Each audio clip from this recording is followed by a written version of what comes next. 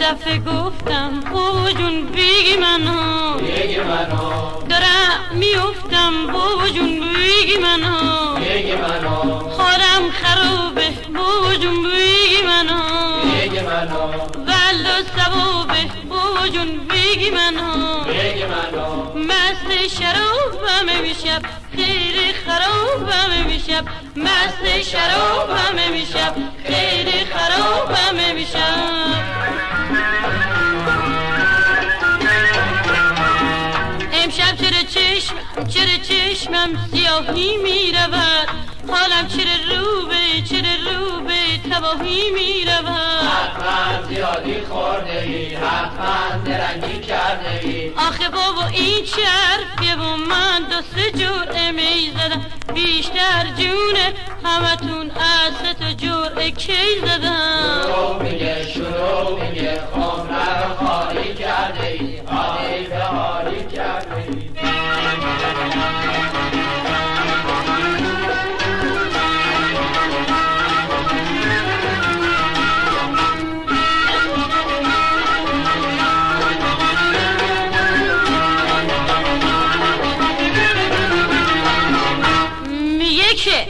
چی میگه؟ صبر کن تا وسط بگم چی میگه میگه که دفعه گفتم بابا جون بگی منو دارم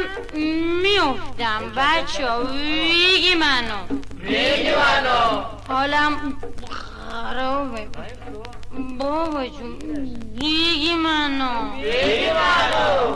والا ثوابه بابا جون بگی منو مست شرابم امشب خیلی خرابم امشب مست شرابم امشب خیلی خرابم امشب این که رفاقت نمیشه این که رفاقت نمیشه آدم سرش میدونی بچه ها کلا بره کلا به دست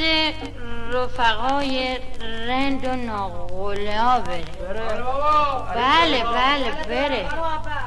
آدم خوبه هر جا میره باور و بچه ها بره بله با بچه های مهربون و با معرفت و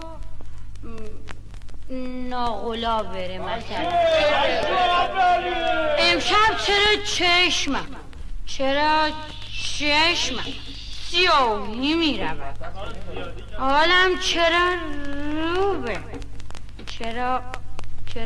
روبه تباهی میرود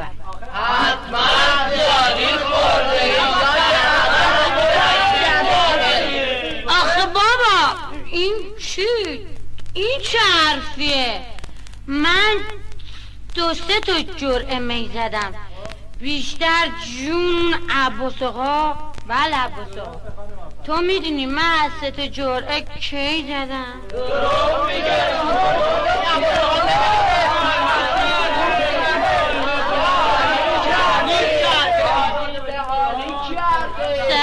دفعه گفتم بابا جون بگی منو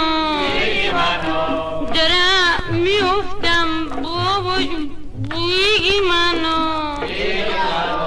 حالم خرابه بابا جون بگی